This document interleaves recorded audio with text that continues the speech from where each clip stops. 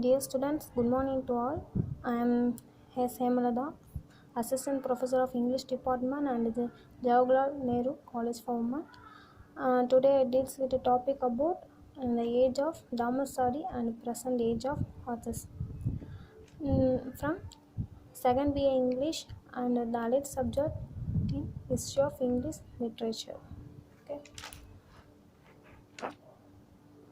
Already we are seeing about the topic of the age of Dharmasari. Now we are seeing about the present age authors. The present age is recovering from the consequence of the First World War. The League of Nations failed to bring peace of the World War, financial crisis, and the employment problem.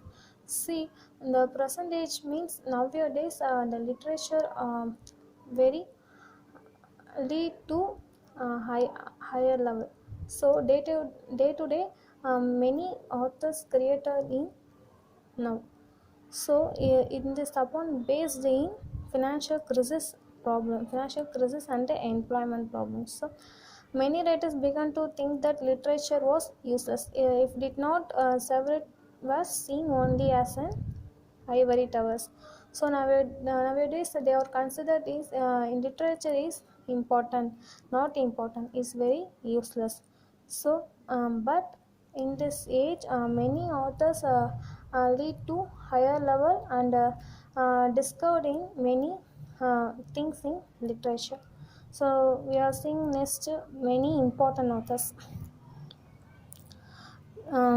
T.S. Eliot, James Hopkins, W.B. Yeats, Dryden Johnson. They are very important authors in the age of Dharmasari and present ages. So first of all, we see T.S. Eliot. T.S. Eliot was a great poet, essayist, publisher, playwright, and literary critic and editor. He was considered one of the 20th century major poet. He was born in St. Louis, Missouri.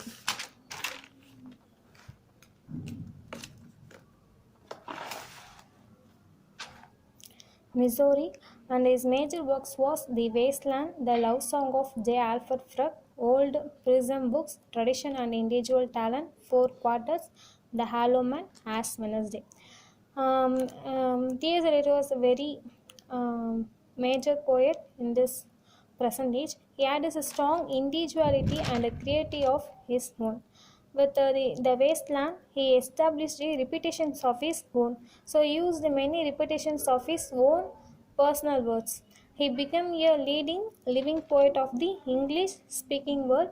Now also he was a speak about very important author in present age. Next one, James Hopkins. Hopkins was an English poet and a Jesuit priest whose posthumous fame established him among the leading Victorian period poets. He was born at Stratford, UK, means United Kingdom. He never published his works while he was alive. He became a great and influential only after his death. So he was famous after his death. So his influence is still unexhausted. He was famous very now. He used in deeply religious and he was a profound scholar. As he began to admire the beauties of nature. So he established in beauties of nature. He turned away from the romantic style of poetry and indulged in metaphysical poetry. So he was used also metaphysical. Metaphysical means in mechanic things. He is more of an innovator than borrower. So he became a innovations. He created the innovation things.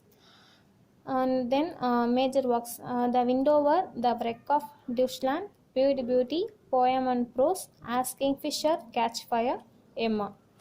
So they are very important major works of G.M. Hopkins. Next one, W.B. Yeats. He was an Irish poet and of the foremost figures of 20th century literature. Now also W.B. is a famous poet in 20th century. He was the pillar of the Irish literary establishment because he became an Irish poet. that one. He was born in Sandymount, Ireland, and was educated there in London. He was awarded in Nobel Prize for Literature. So he got the Nobel Prize for Literature. Then W. Yeats must be mentioned as he was a late Victorian romantic poet who used metaphysical poetry. He enjoyed wide popularity. So his major works, The Second Coming, A Vision, Sailing to Byzantium, The Celtic Twilight, collected works of W. Yeats, Easter 1960. Most of our works was very imagination and creativity used in W. Yeats. Next one, John Dryden. Dryden was an English poet, literary critic, translator, and a playwright who was made England's first poet laureate in 1668. So Dryden was famous in all. So he was born in Northamptonshire. Dryden quickly established himself as the leading poet and the literary critic of his day. So he was a major critic and he lead to higher position. Dryden is the greatest achievements were in satiric verse and mock heroic. So he created in satiric verse and mock heroic couplets. He established the heroic couplet as a standard form of English poetry by writing successful satires, religious pieces, fables, epigrams, compliments, prologues, and plays.